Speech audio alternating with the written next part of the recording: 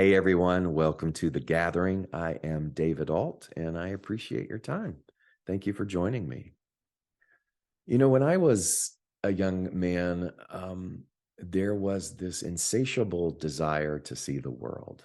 I think that's fairly common in young people. We want adventure, except for me, I couldn't see a way to make that possible. I grew up with in meager surroundings, and but that its sense of adventure, of wanting to see the world, was fueled incessantly through all of the books that I would read, through the movies or the television programs that I would watch. And I couldn't imagine how that would be possible. And then a little bit later, I found myself in a singing career. And through that career, I began to cultivate an email list. You put the pieces of paper out at your performances and people would sign up. And this was back in the days, I think, when email lists like really meant something. And so a fellow musician that I was talking to, his name was Greg Tamblin. Greg said, I just found this travel company and they're based in China and they're wanting to strengthen their tourism. And so anyone with a sizable email list, they want to work with.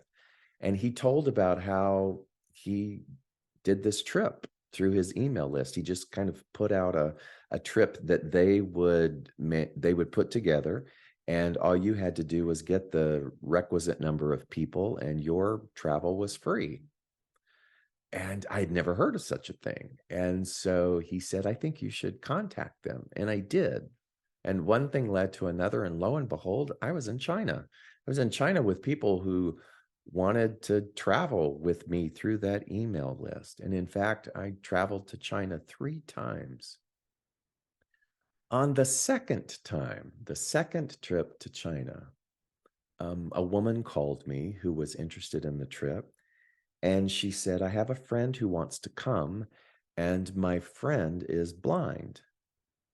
And I wanted to see if there was any policy or restrictions to having her join us. And I said, I don't really know. Let me call. So I called the company and I told them the situation, and they said, no, that's fine as long as there's a chaperone or someone who is going to be assigned to be with her for the entire time. And I called the woman back and she said, yes, that would be me. And so they signed up. And admittedly, I was a bit nervous because I thought, how, why would someone who is blind want to go on a sightseeing tour? I just couldn't wrap my limited thinking around that. And I was curious as to how that might affect the dynamic of the group, having had one group already go, but they were coming. And so the woman's name, the blind woman's name was Deborah, and they showed up. And it was one of the most invaluable teaching lessons, not just for me, but for the collective of the group. So one of the highlights of this trip to China was climbing the Great Wall of China. If you know anything about that, it lives up to its name in terms of this kind of spectacular anomaly that you just can't imagine. And on the first trip to China, I recall the eagerness inside of me, the newness, the freshness of experiencing this. And it was pretty wild. And it was great. And so here's the second trip. So I feel like, I'm seasoned. I kind of know what to expect. And the day comes where we're traveling by bus outside of Beijing, I believe, to this particular tourist spot. Lots of people. And we get to the Great Wall. So everybody has their instructions and their time. And so I take off. I've already done this before. This time I'm kind of scurrying up as fast as I can. I think I was trying to see if the same end point was there because there was still more to go, but the stones were all crumbling, and so they weren't allowing tourists. And so I thought, I wonder if I get to the top, if things have changed. So there was a definite kind of speed and hurriedness by which I did the second climb of the Great Wall. And I'm on my way back down. And guess who I see climbing? Deborah. Not with the person that was with her, but by herself with her walking stick. And for those of you who have been to the Great Wall, you may recall that the steps are uneven. So some steps might be short, and then the next step might be big. And it's just this hodgepodge of configuration that you really have to navigate carefully. And it's a little bit on the narrow side in terms of the way in which they have the crowds going up. And I look down, and there's Deborah navigating the Great Wall of China with her walking stick. And I sort of rush to her and I say, Deborah, it's David. Do you want company? And she said, sure. And so I start to go back up now with Deborah. And let me just tell you that I experienced climbing the Great Wall of China in a way that all of my five physical senses had missed prior to that. I'll interject that if you're watching this in real time, it's the month of April, and I've been doing live versions of the gathering in the Atlanta area on Saturday mornings. And the theme of those talks has been around the idea of rediscovery. So rediscovery, meaning that you see and experience something that you've seen before, but through the eyes or the lens or the experiences or the consciousness of someone who hasn't. So it's like experiencing it all over again for the first time. And this is what's happening. I'm rediscovering the Great Wall with Deborah in a much more delicate, nuanced, and deeper way than I had in all of the other previous times. Because she's recording. She has this tape recorder, one of those handheld ones. You remember those? And so she's recording all of the sounds. And I said, why? Why are you recording all of this? And she said, well, part of my life's work and what I love to do is to travel, just like we're doing, tape the experiences of famous places. And then I go and I do lecture tours to institutes for the blind, for collectives of people who will never have this kind of experience. And I let them hear the experiences of climbing the Great Wall of China and all of these other things, examples that she cited. And then we talk about that from the perspective of a person who does not have the ability to see. And I was just floored by that. I thought, how amazing. She's bringing the world to people who don't have the same opportunity that perhaps you and I do to see the world in a way that I would have never thought of. And so she would say things like, what's that smell? And she was picking up on an aroma of a man roasting chestnuts. And we made a little joke about chestnuts roasting on an opened fire. And she goes, and it's not even Christmas. But the aroma and the stimulus of those roasting chestnuts were something that went into the spoken narrative of the tape recorder. She said to me, isn't it fascinating that we're really walking on a sort of a grave? And I said, what do you mean?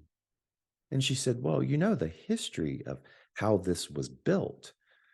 Everything like this in our world had some form of slave labor. And as they were building this, there were so many people who died from the strenuousness and the exhaustion and the malnutrition. They were forced to build this wall. And so when they did die, they just buried them inside the wall and kept on building. She said, so in a way, we're kind of walking on a living, breathing grave. Totally oblivious to that. All of a sudden, I am aware of a whole new dynamic of this wonder of the world. And then she's running her free hand. She has the one hand on the stick, and then the other hand she's running along the sides. And you can feel these little carvings, like a hieroglyphic type of things that don't appear to be any words that we can decipher, but she's questioning and wondering, what do these carvings mean? And in both of my journeys upward, I never saw them. I was too busy focused on some kind of destination. And what she was doing essentially was grounding me in a pace and in an awareness of a fuller experience of what we were having together, of what I could have had in my solo ventures, but I missed in its entirety. And the entire trip, that entire trip with Deborah, turned out to be one where everybody else on the tour was fighting with their time for Deborah. And so I was talking about Deborah yesterday at a live event. And then when the event was over, I found myself thinking about her all day. And I realized that Deborah is more than just a person from my past, or someone in a story illustration. That what she really is a symbol. She's a gatekeeper for all of us to look deeper and to see what we're missing, because I wanted to label her as a person who had no sight. And if you really stop and think about it, her ability to see was far greater than mine, because she could see beyond the five senses. Something had been so deeply cultivated within her that she had a gift of noticing, a gift of nuance, a gift of slowing down the speed enough to be able to take in far more around her than I was, even with the ability to humanly see. And I know that that is something that all of us are challenged by. Every day we're being pulled with, you got to get here. You got to get here. And so we rush and we miss, and we rush and we miss. And then we come across something that's very upsetting. And then we get trapped in this loop of crucifying and then deifying and then crucifying and then deifying, because we're still unable to celebrate who we are, not because of what we are going to accomplish, but just by the marvel of being alive, of being incarnated in this space and in this time in a way where we have the ability to tap into this thing called awareness. But we get so uptight. We get so undone. The news shares something so inexplicable that we allow the news to trigger us, and then we react in a way that has no validity in truth. Because really what we're doing is we're projecting and we're aiming and we're over here and we're over here, and we're not allowing that which is the Deborah, the symbol, to say, breathe. And begin to notice the feeling, but not try to rush through the feeling. To me, Deborah, I was linking her to the old idea of Eckhart Tolle and the pain body. I mean, I'm witnessing these current events, like like the Dalai Lama, and just watching the way in which everybody just goes blah in their stance, in their position, in their justifications, without any pause. And so it shows how reactionary we are. And something about Deborah forced her to pause. The lack of human sight forced her to cultivate a lifestyle where she had nothing more than before her than to learn how to pause and to navigate judiciously and purposefully. And I wonder what will happen to us if we don't learn to do that. If we're so reactionary where we are deifying people and then delighting in crucifying them,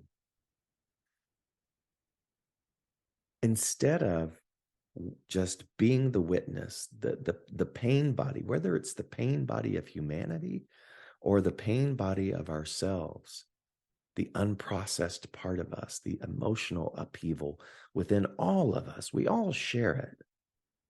But where is our wisdom? Where is our ability to pause before reaction?